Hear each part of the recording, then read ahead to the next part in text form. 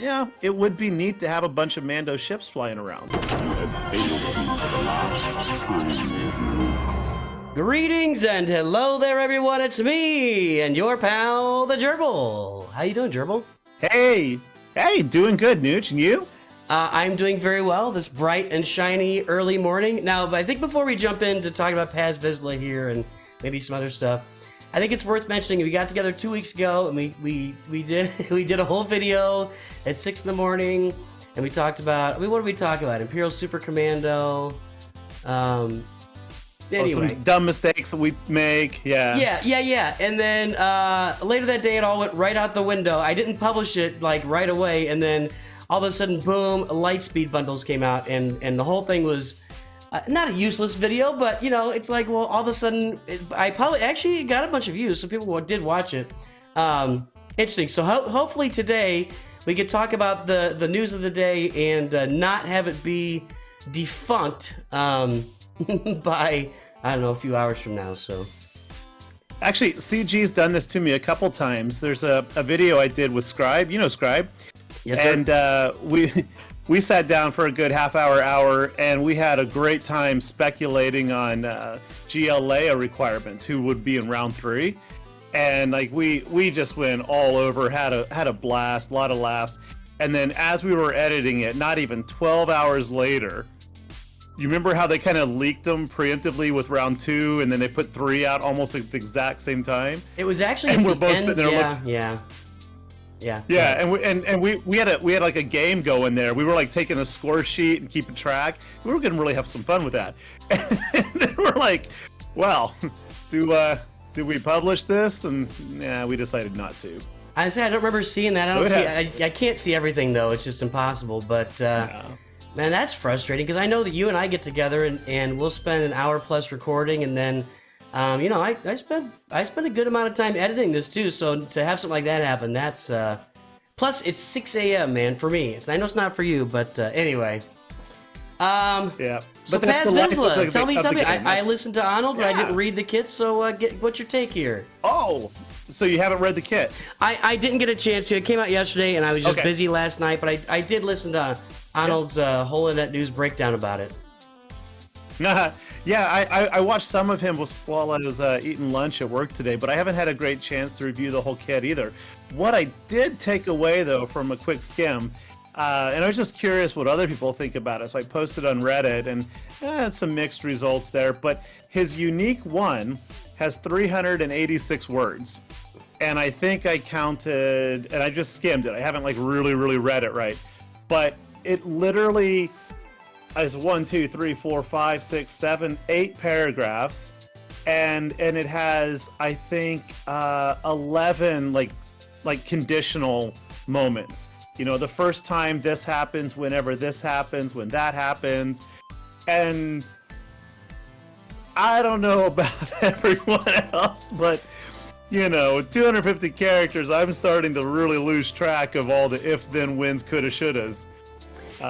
It's really, you know, for me, I'm at the point where like I will skim these kits, and at some point, I do have in mind to maybe start doing a news alternative at some point. Just I got to figure out the cadence of that, but you know, it's like, how much time do I want to spend reading this when I just got to play with it? And for me, I don't unlock marquees at the very beginning, so you know, it's gonna be a minute before I get Paz Vizsla on my roster. So you know, realizing that if you're going to be covering the news or looking at it, you got to go through everything. But yeah, these kits they just get more, and it doesn't seem like there's any backing off of these kits at all. Really, now some of his basic and his special are pretty simple overall. The basic has a few lines to it, but his special is like 2 sentences. And I love that. I mean, that's gerbil speak right there. We don't have the biggest brains, us gerbils, you know. So it's like, it's super simple. Now the animations, though, I think are pretty good. You know, Paz he's not a small guy. I mean, spoiler, if you didn't watch The Mandalorian, the guy's he's pretty beefy, right? Yeah. And his special, too, has him lifting up in the air using a flamethrower. I think that's pretty cool. Let's take a look. I'm trying to pull it up here. There it is. Okay, yeah. That is awesome, man. Yeah. Glad I get to watch this. I wish I could get rid of this top menu that just keeps floating into my... Anyway. So I got a question. One thing I heard was he's kind of like got a Magna Guard mechanic where the first time he dies, he gains 100% health and does something and then immediately dies again. Is that right? Yeah, that is, let's see, 1, 2, 3, fourth paragraph in Unique 1. That's on page 17, paragraph 3, subsection 4. Turn your books. Well, today, this week in class, we'll be studying Paz Vizsla's kit. Absolutely. Yeah, it says the first time Paz reaches 1% health, he dispels all debuffs on him. Cool. Recovers 100% health. Sounds good. Gains damage immunity for a turn, which is, I mean, interesting, but doesn't matter if he's got the health or not then. Takes a bonus turn, and then is defeated. So he doesn't go right away. He just gets a bonus turn and then dies. Right. Okay. And then all other Mandalorian allies recover 100% protection, which is pretty nice. Yeah, it does seem like a very survivable team, because I know Bo-Katan's kit is given some protection. If you get Bam in there, and he's throwing out damage immunity, and he's got his own damage immunity here, so it does seem more like a stall timeout team rather than a hit you in the face kind of team. Yeah, and that's kind of been the recent trend, I feel. The Nisa definitely times out a lot of people. I think this is going to be really interesting and potentially timing out folks too. One of my questions is, where does this take us? You know, I actually was expecting that the January legendary character, like this year we got Afra, last January, 2021. No, this is 23. So 23 was Afra, 22 we got Grand Inquisitor. And I was expecting that in 24 we would get a Jedi High Council member. And I thought that even before we got the new Marauder ship. And I was like, oh, well, there we go. We're heading back into, Old Republic. Kind of makes sense. But now with this, they're calling it a return to the epic confrontations. Do you remember what the last one was? So, I mean, we're talking Malak, right? Or was there one in between? Gas and Malak is pretty much it, isn't Gas. I think it's just Gas. I don't know. Is Malak an epic confrontation? Well, I know that it's the same structure where you unlock them at 5 stars, and you got to go pay a bunch of currency to get them.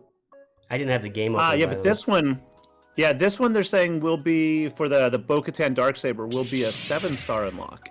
So that's nice. They're saying no get currency to buy. Right. Once you unlock her, I think that's fabulous. It's really good for the gaming community. I did see that. So then my question is, why wouldn't you just call it a legendary? Why give it a different name? Is there something to that? I think that there is. I'm looking at the Malak event real quick. So Malak, yes, Malak is an epic confrontation. Impressive. I did not realize that. So Malak was, Gas is, and I think that's it. I think those are the only two. So what? And Gas was the most recent. What's interesting about the Gas one is that it not only required characters at certain stars, it also required ships for a character unlock. Right, you have to have a Galactic Republic ship, a capital ship, and then you had a whole fleet, and then there was like a 40,000 GP minimum for those ships. So that makes me wonder. Is there Gauntlet coming? Is that what we're saying? Yeah. Right, or maybe Mando's Starfighter. The what is it? It's a Naboo fighter, isn't it? I can't remember. Nabooian whatever. Yeah, it's a Naboo Starfighter. I don't know the call sign for it, so yeah. No, but a lot of people. So I posted a video a few weeks back speculating that next year's GL capital ship is going to be the Resolute, and a bunch of people said, "Yeah, I totally agree." But a lot of people said, "Nah, no, I think it's going to be Mandalorian." And I'm just like, well, while they had a fleet, it didn't last real long, I guess, because their capital ship that wasn't quite a capital ship. And this is a spoiler, folks. If you haven't seen it by now, this is your bad, but. It burns pretty quick. It gets shut down and crashes. So it was a very short-lived fleet, and I just don't see that happening. But yeah, it would be neat to have a bunch of Mando ships flying around, and they definitely have characters in the game. Yeah, that makes a lot of sense. And by the way, I forgot to open the game before we start, so I'm trying to open the game, and it's bugging up on me. But we'll get it open here in a second. So, it does make sense that I was gonna say, yeah. So they did have that. You had the capital ship, right? You had the man, and I have no idea what it's called. It was up in space, and yeah, it was gone. It was dead, and they flew out of it. So I mean, maybe it gets a mechanic where it explodes and releases a bunch of Mandalorians on you, because that's what it did, right? Like, that's exactly what it did. Yeah, they just came pouring out, which was really cool, and then they flew into the caverns or whatever. So yeah, maybe that could be kind of cool, and it'd be something different too, right? If you go with another, I mean, good lord, a third Galactic Republic ship, and sorry, that's nothing personal, I'm not, but no, I agree with you actually. Yeah, when we don't have, they just reworked the Endeavor.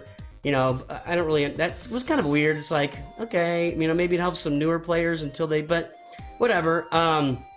So maybe they did that so that you had two Galactic Republic capital ships you could work with, and I don't know. That actually makes a fair amount of sense to me, sir. If they would come out with that, yeah. Let's look up and see what that ship is called. Let's see here.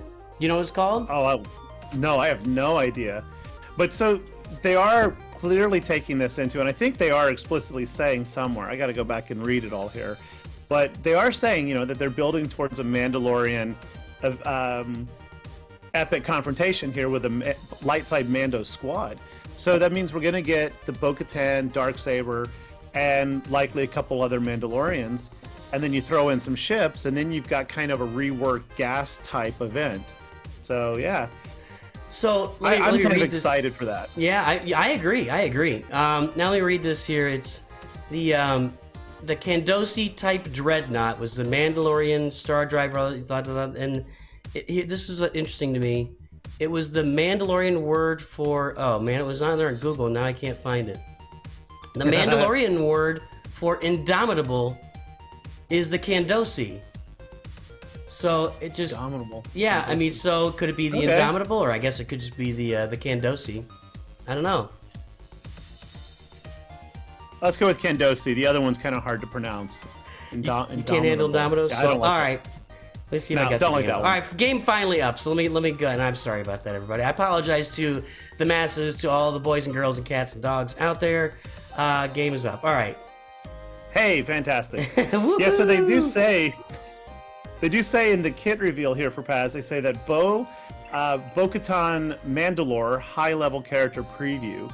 They're saying that Bo will heavily interact with true damage, so characters like Paz and Mando Beskar armor will synergize with her. And so that, of course, brings me to my next wonder: is how is this potentially going to impact established teams like a Lord Vader Fennec counter, where you need Beskar Mando there, to try to shut down Maul, or even just in your Maul squad where Bo-Katan is happily back there keeping the team alive. I mean, that makes sense. Obviously, this is going to shake up. I don't. It's not like some kind of massive shakeup. Not like you're gonna have people pay $10 for a Supreme Leader Kylo Ren or something. But probably not. Yeah. But yeah, I mean, I think it's good when these teams come out. I know that like Jedi Knight Cal Kestis in the end game is making his way into those Jedi Master Luke teams, but not really impacting those down below. But I think it's good when you get new characters and they actually shake up the way the characters are being used right now. Because you and I talked about that. The Leia kit, and before it came out and before everything was there, and can we move Luke somewhere else? Will CLS all of a sudden move? And I don't think it turns out to be true. But yeah, breaking up established norms is not a bad thing, and that's what kind of bugs us both, is that they go to so much work with these kits to make them so very specific, because they feel like they can't monetize it properly unless it's very specific to a specific team, and you got to get that specific team. I really do feel like if they just had broader mechanics and allow these characters to function in a broader way, that the community could have a lot of fun mixing and matching and finding interesting teams. And I mean, imagine like multiple different places that you could put CLS or Han Solo and Chewbacca. It exists on a small scale right now for Han and Chewie, but it's kind of disappointing that when these characters come out, it's like, here is the one use it this way.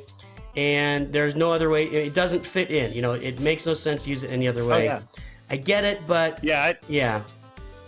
I tried out GL Leia along with Han Solo, Chewie, Wicket, and then I think it was just R2 or something. And it was like, well, that didn't work. It's just like a shell of what it should be. Especially comparing the alternative with Drogon in there. So it's like, oh yeah, okay. So we are kind of forced to keep Drogon in there, which is fine. I mean, he's an interesting character. I like his kit now that I'm kind of learning my way through it.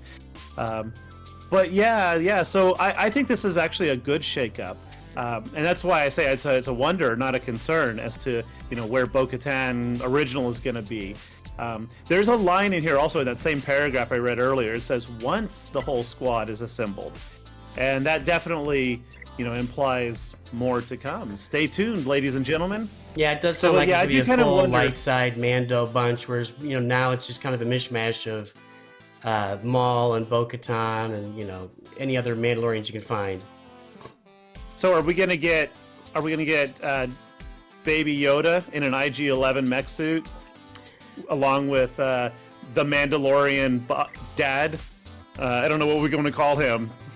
Adopted father? Yeah, I don't think there's any way you can have too many Baby Yodas in the game. I'd like to see more Baby Yoda in the game. I absolutely want the two abilities. Yes and no. But that's just what I want. But let's think about it. If you're going to get the Mandalorian capital ship, then you're probably going to get the guy that was the captain of that, because he actually fought with Bo-Katan. And I don't know the guy's name, but he actually fought with Bo-Katan. Then he had a couple of henchmen behind him. So I wonder if those are the 2 or 3 extra ones that are going to come to the game. And there's other characters that were not really visible. Paz Vizsla is the one that was really the most visible in the show, because armor is already in the game. But maybe you drop in one of those myriad of Mandos in the background, because they've got that. They've been doing stuff like this, Grab somebody in a Mando suit and say that it's, Gerb NOOCH, and throw them in the game and make up a new character that's a Mandalorian. But I think for sure they would never do that. Never. And they'll make. All right, sorry. It'll be inclusive as well in some way. We'll make it inclusive, so whatever that means. And then so I do think that as you bring up the Mandalorian capital ship, which I think is really, I think it's a real strong likelihood. I think it's a really good catch.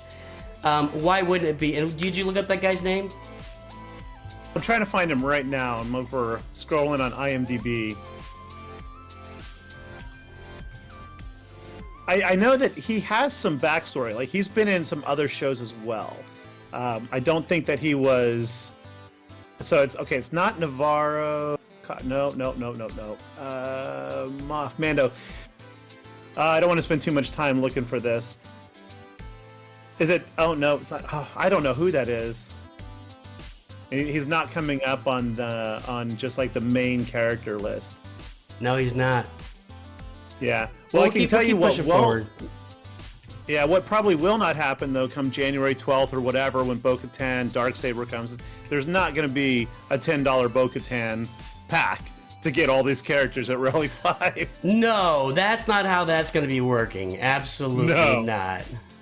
So for anybody who just bought all like the Supreme Leaders and everything and raid kit bundles, count your blessings, pat yourself on the back for a good deal on that one. I actually don't expect to see that again, or anything like that again. I kind of suspect that, like, the Rey bundle had, or the BB-8 bundle had, 10 characters in it, all at Relic 5 First Order, whereas the Starkiller bundle had 4 characters, and it was 5 times the price. And so I kind of suspect that was really just a giant market survey to see what the community is willing to pay. Yeah. How many people will jump on it at $10? Okay, how many people jump on it at $50? And if the number is high enough, I think the $10 will never happen again. If they do anything like that, they'll hit that $50 price point. Yeah, I think it's coming again for sure. I mean, I talked to Calvin. We were just discussing it, and I can't find this guy's name while I'm also talking. I did find some pictures of him and a toy of him, but didn't have his character's name anywhere in there. Is it Ragnar Vizsla? That's got to be Paz Vizsla's. That sounds like him. Say what? Well, I don't know. Is that I don't know. I can't find the guy actually. I thought he would be really, really easy to find, but he's not. Yeah, you'd think so. No, Ragnar Vizsla is Paz's kid. It's not what I want. Anyway, so we were talking. They're absolutely gonna have more of these packs. It was when you look at the money that they made this month. this game was #1 in like strategy or role-playing games for about 4 or 5 days as far as revenue. And this game has not done that in a while. It's been a hot minute since Galaxy Heroes was #1. So, you know, it seems to me that they've found a new way they can monetize on a broad spectrum. And, you know, when you look at stuff, when you really think about it, I don't play Raid, but I know, you know, Arnold does these Raid ads where he says, you know, you get $20,000 of stuff for free or whatever. And it's like, what does that really mean? And I think what that really means is they just give away a lot of stuff over there in that game. And the monetization of Raid, you know, it makes 3 times as much as Galaxy. No, not quite, but almost. And so I wonder if now that the game is so deep that they've found a way, and I, you know, we saw the Geopacks might be coming out. Why not a $10 all relic Geopack? I just don't know, because people, even there are so many people that have Geos, but like me, but maybe only have them to Gear 12. Golly, $10 for you know, taking characters from G12 to Relic 5. That's probably, I would do that in a heartbeat on my alt. It's probably a couple $100 of value minimum. It might even be $300 or $400 to, if you're actually paying for those relic levels. And I'm never gonna relic my Geos, right? I'm never going to go out and do that because I've just got, unless they become a Galactic Legend requirement or something. But because, so I just see that as a really smart and interesting way to monetize the game going forward, is these packs coming out. And I'll be really curious to see what the next one is, because I just don't think there's any way we don't see another one here soon. Not another Galactic Legend one, but there's going to be more of these packs. Yeah. To get all like geeky, and I would love to throw up graphs because I'm kind of an economist at heart. That's actually what I went to university for, was economics. Most people don't know that, but you know, you have to think about, like, how does a game like how does Capital Games make money on a game like this? Well, of course they get it through new characters, people buying bundles and crystals and whatnot to gear them up. But at some point, players who have invested X amount of dollars, they just retire, they get bored of the game or whatever. So you have a diminishing pool of players. So that means you have to incentivize new players to get in. And when new players come in and they see 250 characters and they go to YouTube, Reddit for advice, and people are saying, don't worry, you'll get there in 12 months or 2 years. You know, new players are going to go, oh no, forget that.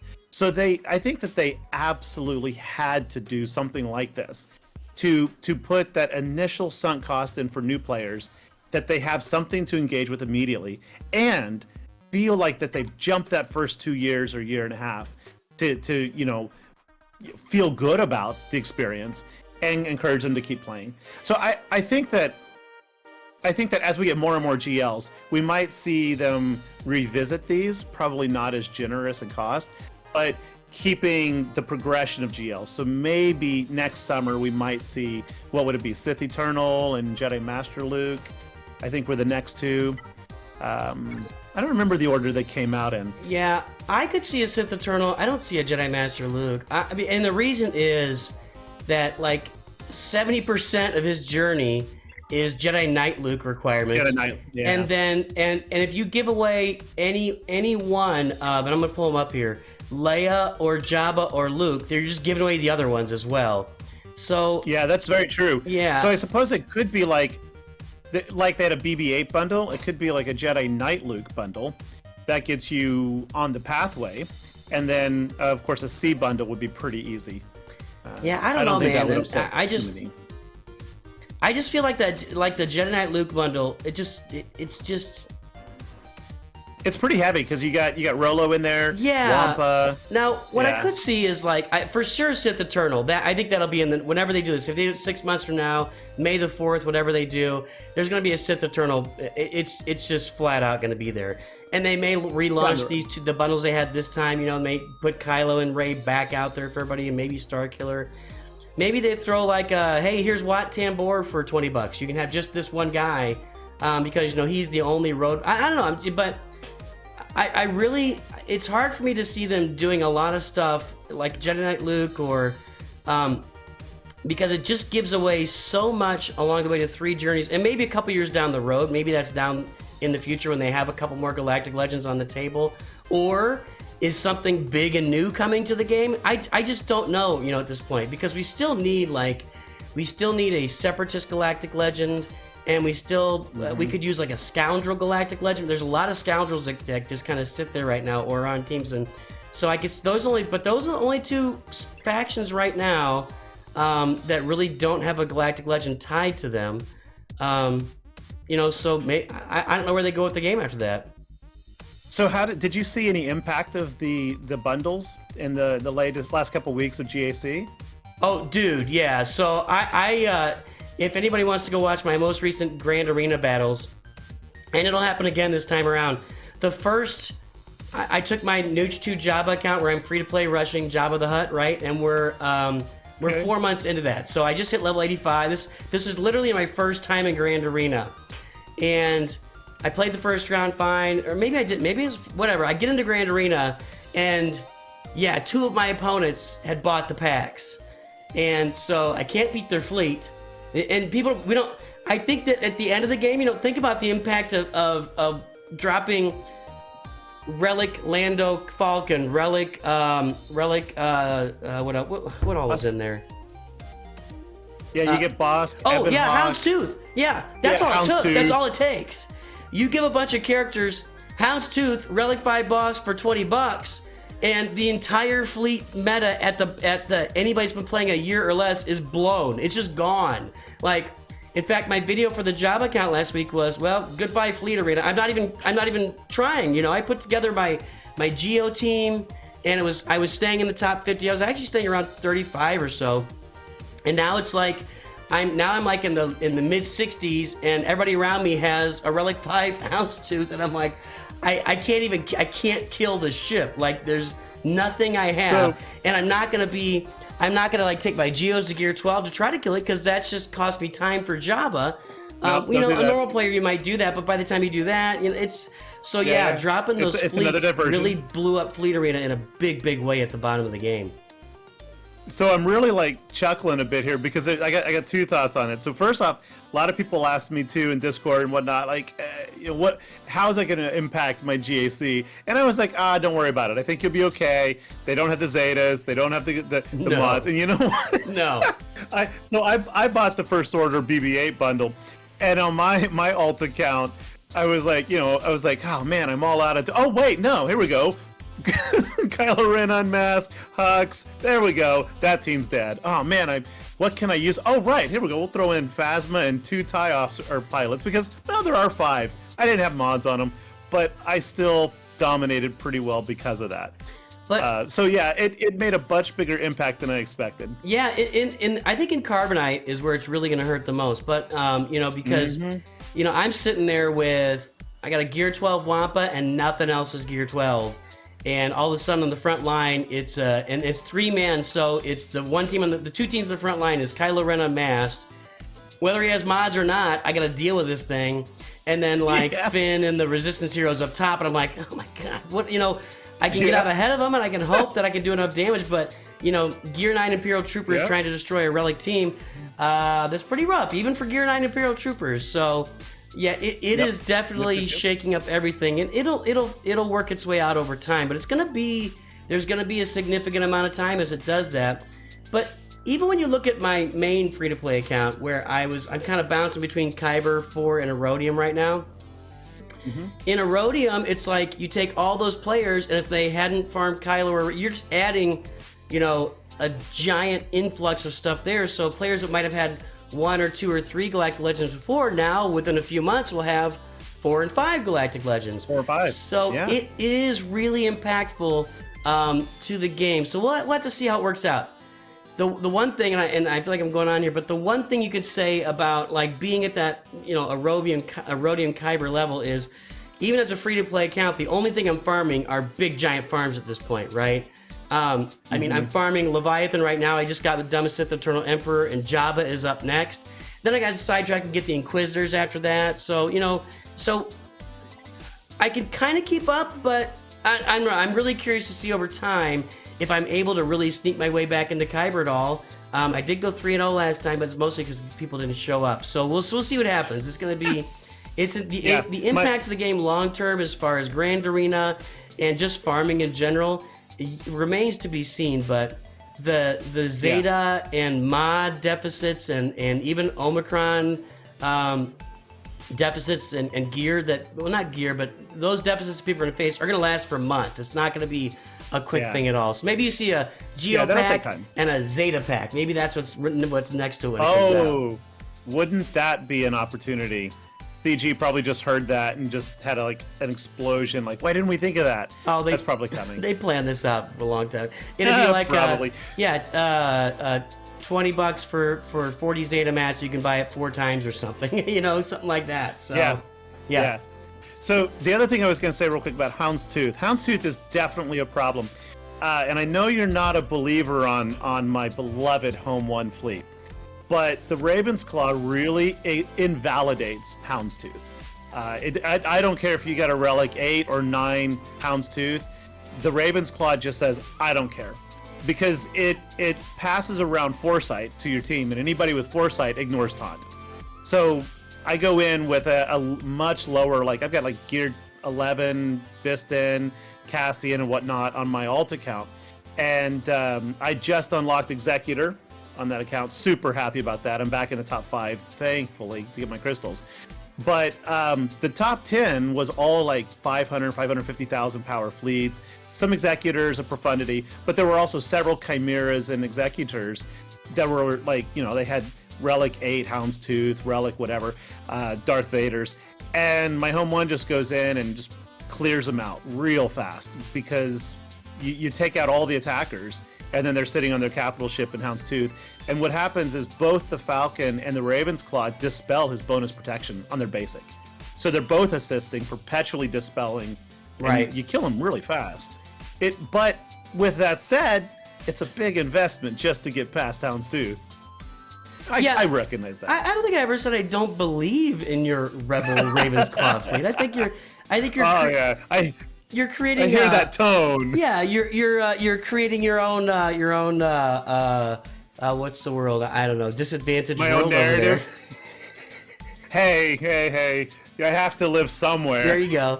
No, I just don't know anything. I mean, I believe everything you're saying about it. So hey, man, I'm for you. I think that's good. I think you should do. The thing about the Raven's Claw is though it doesn't really lead you anywhere, and that's the challenge, right? Like no. And like you said, it's a big investment. So are you going to go get Star Killer? So if you're going to go get Star Killer, you're going to get Kyle Katarn then. Otherwise, and then I guess you do a Dash Rendar thing too, and it goes along with it. The fleet kind of goes together there, but I believe in you, man. But when you get that Profundity, the Raven's Claw is like, oh well, okay, what now? Yeah. I do still use it from time to time, but it's when you strip out what Profundity needs, it's definitely lacking a little bit. So we need our own Marauder. Well, we'll get. Stuff's going to keep coming to the game, and I don't know if you saw my what's coming to the game, and I kind of speculated on a game mode I wanted to see, which is live PvP. I think that'd be cool, where wouldn't it? Yeah, you can select 10 teams, and you can block 5 teams from your opponent. You go into a live match, and you just play each other. You say, which team do I use first? I'll throw CLS out, and then they throw Kylo Ren out. And you go, or Swing Leader, and you go, whatever. I don't think that's going to happen, but.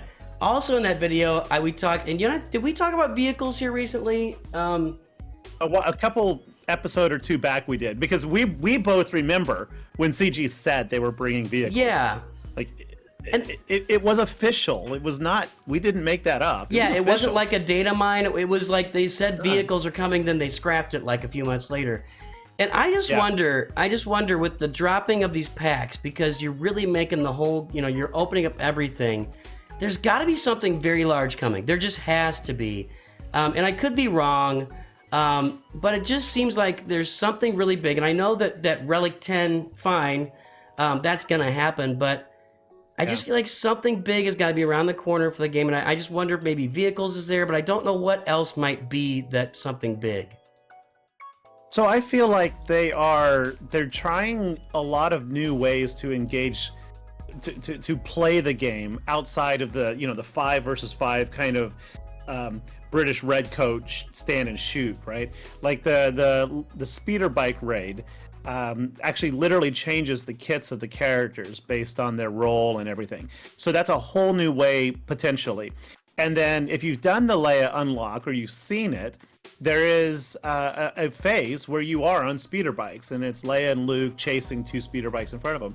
And that's kind of, that's fun. There's a very annoying, not annoying, but kind of a lame trick to it that you guarantee a win without even thinking. But what?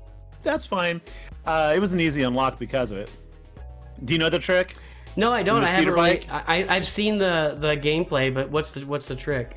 Oh, basically just whatever ability is available towards the far right, do it.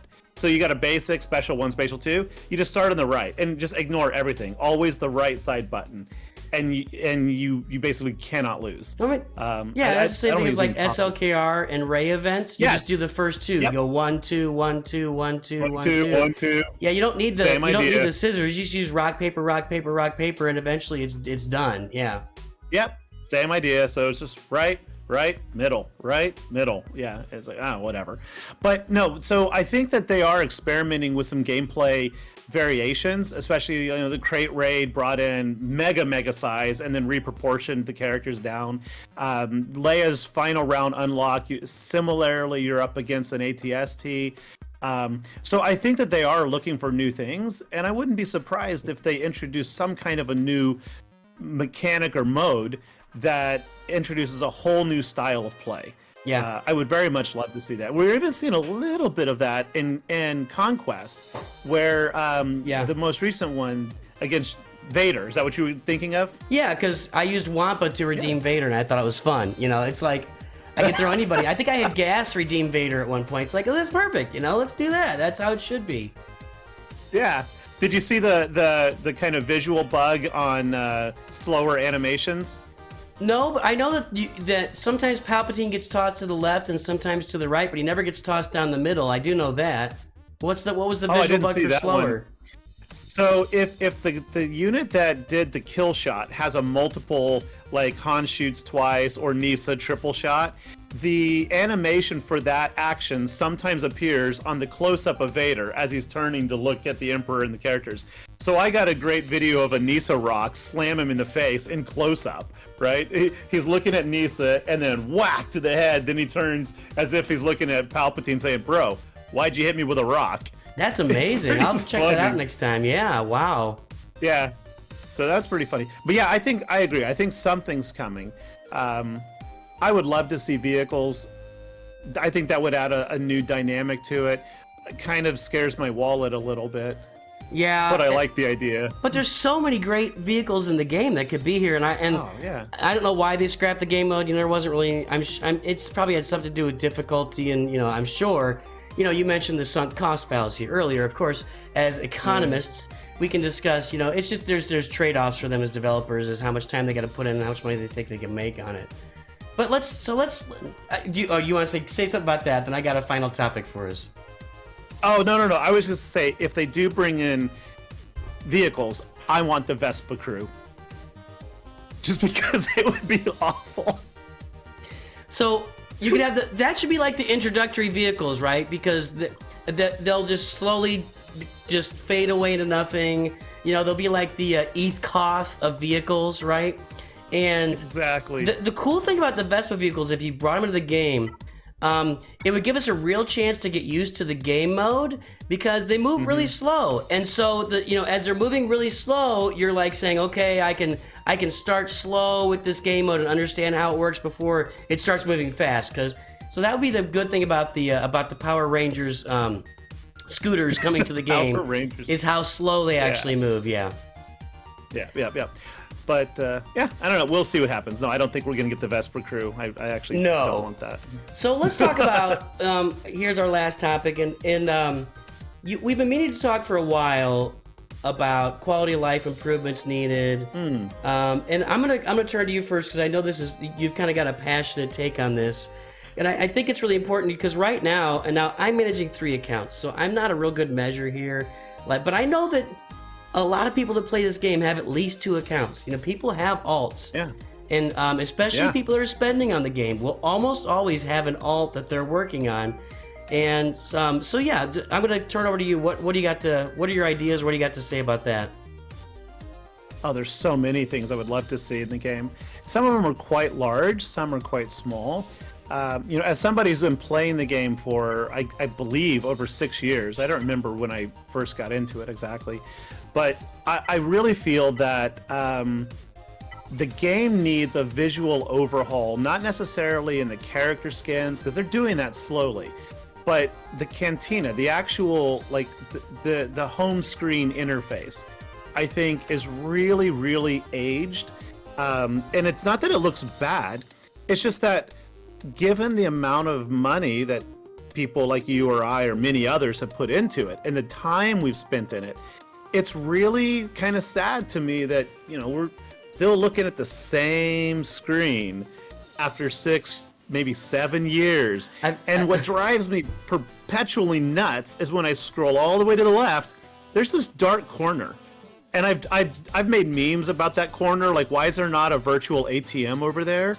Where you go to buy crystals or something. There's just a couple of crates and a what is that? I don't know what you call that, but like a line vinyl thing or whatever. I don't know what you call that. Yeah, exactly. Yeah. Updates coming soon, or improved shopping experience comes. I don't know. But there are several modes in this like, okay, so like we have the arena table just slightly center right, and that I think was a nice change. You can get to both your fleet and your arena there. A lot of people don't probably realize to get to fleet arena you used to have to go to ships. So now I go to ships and I'm really thinking, like, what's the point of this, right? Like, the arena is in the other place. The challenges could be in the same table in the main room with the other weekly challenges, the non-fleet challenges. Fleet battles could be on the same table as the light and dark side. And then I'm thinking, like, why is light and dark side even in the middle here? Because once you hit a certain point, nobody really goes there anymore except to farm Kairos. I mean, well, at some point, I feel. I mean, yeah. Would you be excluding, like, newer players by moving it where it's not? Because that is, for a long time, the Cantina, light and dark side. That's where you spend most of your time. It might be, and maybe it's just because I'm, like I said, such a long-time player in it. But I feel like the center of the focus should probably be Grand Arena.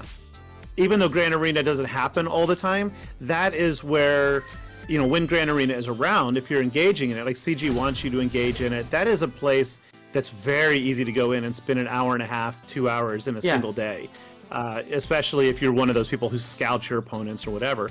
And to be honest, those are the people probably spending the bulk of the money also. So I feel like just to kind of center the room. In fact, I don't know. I would just love to see an entire overhaul of the entire cantina. New wallpaper, new paint on the walls, whatever you want to call it. Just something to refresh it. Yeah. That's kind of just my big pet peeve. What about some quality of life stuff in the game modes? Or I think were you mentioning Conquest, or was somebody else mentioning Conquest to me? Okay. So I don't think I mentioned Conquest much. This Conquest was a beast. I mean, that's a whole nother topic. But I got Red Crate on my main account, and I just kind of wiped my hands. That was a struggle. We can talk about that later, but I found one team that you can just swap out one character and get so many different feats. I was so happy about. But through Conquest, we get datacrons, and I can say a lot about quality of life improvements and datacrons. Like, so I'm just scrolling down here. I'm looking at my datacrons in my inventory, and so I've got how many we got here? 2, 4, 6, 8, 3, 20. I've got 27. Probably, I guess that's the max datacrons, which I've never had that many from the first round of a new set. Like, they were just dropping, like, I had to sell a whole bunch of them. So the thing is, like, I've got 9 or 10 level 3 datacrons. And I'm like, okay, where's the one I wanted to upgrade to level 4? Well, click. Nope, it's not that one. Back up. Wait, which one did I just click on? Oh, is that one? No. Okay, back up. So why don't we have, when you're looking at a datacron, A, the ability to name it, or like you can a team, right? Say, this is my CLS cron, this is my Padme cron. Yeah. Or B, why don't we have, like, directional arrows on the sides of the screen or in the title bar? There's a big empty space there, just right, left. So you could scroll through your datacrons, right to left, right to left. Is right to left Those better than two up and things. down? Or, I don't know, you could have all four. There's plenty of room. When you're looking at your Datacron inventory, on the far right, you got your home button, you got your Datacron cash currency, then there's a big empty space, and then it just says Datacron info. And the Datacron info in the arrow back is the same on every Datacron. But like if you could rename that right there and just give it a name for whatever team you want, and then in the middle of that title bar, put some directional arrows. I think that would save me just a wealth of insignificant but annoying moments. Yeah, right? yeah. Now, what about, somebody mentioned that, and this was interesting to me, like in Conquest, so, we run each Conquest 3 times over 3 months, basically. What if we had it where it was, you do it the first time and you work your brains out, and anything you 3-starred is 3 stars for the rest of that Conquest, so that you can just auto it, and or you walk in getting credit, so then you can just work on the feats as opposed to having to go back and 3-star, battle through the whole thing again, top to bottom, over and over again. Because I do notice that, right now TB's going on, Grand Arena's about to come out, and we've had our top guilds in the game have quit playing TW because, if you're doing TW and Grand Arena and Conquest all at the same time, and then you put on top of that events, which may or may not take a bunch of time, it just becomes really time consuming with the game, especially depending on how tightly your guild manages TW or TB, especially TW. You might have to be in there during a 1-hour window in TW running a team, while Grand Arena's going on. And while you got to go do your Conquest stuff, and you still have everything else in the game too, and there's nothing wrong with everything else. So, what about some stuff like that? And I'm not sure what it would be, but it does seem like if they added another game mode, like if they added a vehicle game mode, or even like whatever, Nintendo DS game mode where you're flying speeder bikes all the time or running left to right and shooting stuff. You'd have to sacrifice something, right? You'd have to simplify something because there's just not enough time in the day to do all those things. I actually think that's a mind shift issue, a mindset issue that has to change. But I don't think that's necessarily bad. If we approach a situation where you actually have to balance your time and that I could do this, or I could do that, or I could do this. You have to kind of juggle it. Wait a minute. Hold on. Wait a minute. The economics professor comes out again. So go ahead. Let's talk about the economy of your time. Go ahead, Gerbil. I'm sorry. I apologize. I interrupted. Yeah. That's okay. No, what I'm saying is a lot of people, myself included, have this mindset, this position that I should be able to do everything in game. Yeah.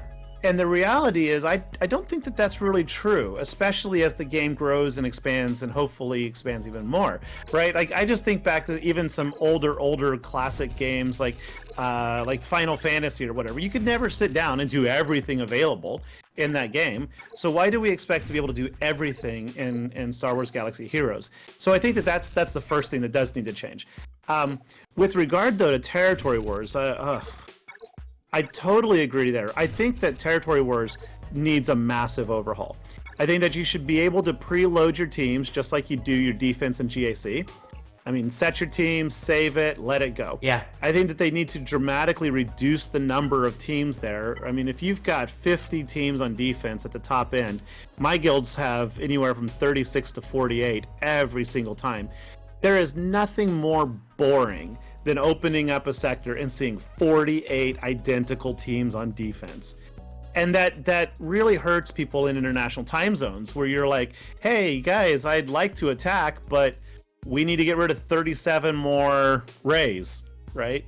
So, there are ways around it. You could limit the number of leaders, identical leaders rather, in a zone. So like no more than 5 of any one leader. Yeah. But that breaks defense strategies. I get that. You could limit the number of teams that are there. You could limit the number of ally attacks. So every ally only gets 5 attacks, like in a raid. I think though that no matter how you do this, you're going to upset players. And that actually is another thing that we have to learn to accept though. But that's a whole nother ballgame, that every change is going to upset somebody. Like raid reward currencies. Oh my gosh. I am so happy with that in the long run. Like, the last 3 or 4 raids consecutively, I'm like, whoop, whoop, 2 more gear levels, whoop, 2 more gear levels, because you can focus it. So even if I'm not getting as much, that was an amazing quality of life improvement. Super happy about that. I'm absolutely. The raid was a huge improvement. I agree with that 100%. You know, it was, and it made. I mean, it made Jedi Knight Luke and a lot more accessible. Made Darth Malak and Gat. I mean, it just added so much with the way you can spend currency instead of getting random currency. You know, spending on what you want. But huge. Yeah, and it's interesting to think about because if they do come out with more game modes, something's got to give. But I agree that Territory Wars is long overdue for a rework. I mean, in the time Territory Wars has been out, they've reworked territory battles twice. Not reworked, it became out with 2 brand new territory battles, right? So it's like, and that game mode's been sitting there. It's basically there might have been some tweaks along the way. I have to look back over the history, and I'm not going to, but it's been the exact same from day one with very little changes to it. And I think they needed to change. Someone mentioned too, like maybe you have it where each player has their own little room where they set their own defense. Then you're playing against one other player in the other team, so it's more of like a team matchup, but individually at the same time. So I can see that. Yeah, I think there's a lot of ways you can look at doing that and making it really interesting or different. So I hope that they're working on that. I had an idea a couple years ago that I think would really, really make Territory Wars just infinitely more fun. So instead of it being a single map, something kind of like what you're saying, take the Rise of the Empire map with multiple planets, and now what you do is you don't make it one guild versus one guild. Make it 3 or 4 or 5 guilds simultaneously. Yeah. And at the end of it, you get points based on the number of planets you capture and hold. So each guild starts off with, say, 4 or 5 known planets, and then you place your orbital, your fleet defense. You have to breach the fleet defense. Then when you beat a squad, your survivors stay, and then another guild could attack it. And at the end of it, it's who has the most planets still, right? So like if I win, but I only have 1 survivor, that becomes the defense for the next guild, right? So you basically have a perpetually shifting map of planets. And I think that could be a lot more fun. And you'd be running it over like a week or something, or... I mean, you could even do like a big thing where you put, kind of like a Grand Arena style. You put 10 or 20 guilds into a round-robin matchup at the beginning, and you could have a map that's based around that. Where you face off, and at the end someone's on top. I don't know. I think there's a lot of things they could do, and I think they do need to look at reworking it though, because, like we said, it's just been the same for a long time at this point. Yeah, and I think in GAC there should be an option to prioritize or even challenge a guildmate, so that your next GAC match includes them in your bracket. That goes to I agree. Or like the sandbox mode where you're saying, give me the ability to play somebody that I want to play, maybe even just on the side. Just have a side Grand Arena where I can say, I'm going to play my buddy here. And, whatever. There's got to be things that can be done just to add stuff. But, yeah, we'll see.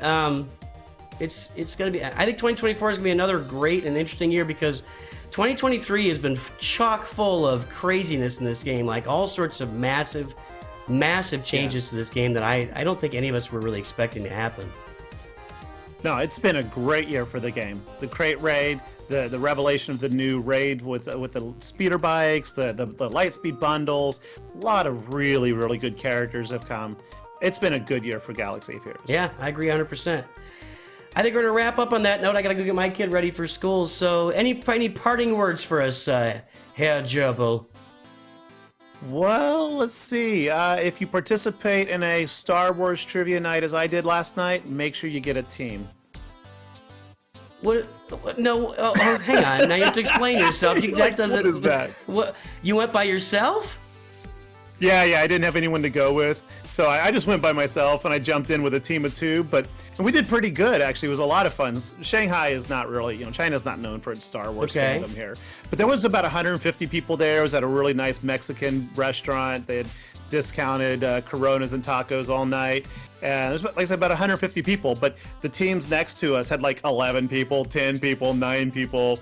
And so, like, I know my Star Wars, but it was rough. I had a lot of fun, though. But, so, yeah, make sure you got a full squad of 5 next time you go into battle, folks. So here's the final question of this video that we'll head out. How is the Mexican food in China? Oh, it's good. Good. Because... Oh, it is so good. Because, like, when I grew up thinking Mexican food, really, it's Tex-Mex. That's all I know. Yeah. Like bean burritos and rice, right? No, the Mexican food here, you've got some of that, but you also got, like, Southern, Central American Mexican food. You've got coastal seafood. Oh, it's good. It's good. Come to China for the Mexican, everyone. I'll take you out. Come to China for the Mexican. Stay for the... I don't know. Yeah, I don't know either. Stay on the internet. All right. Anyway, Gerbil, it's good to see you this week, buddy. Hey, you too, man. You too. All right, I'll talk to you soon. And as always, oh no, here it is. Always remember, Nooch and Gerbil are too good. Too good.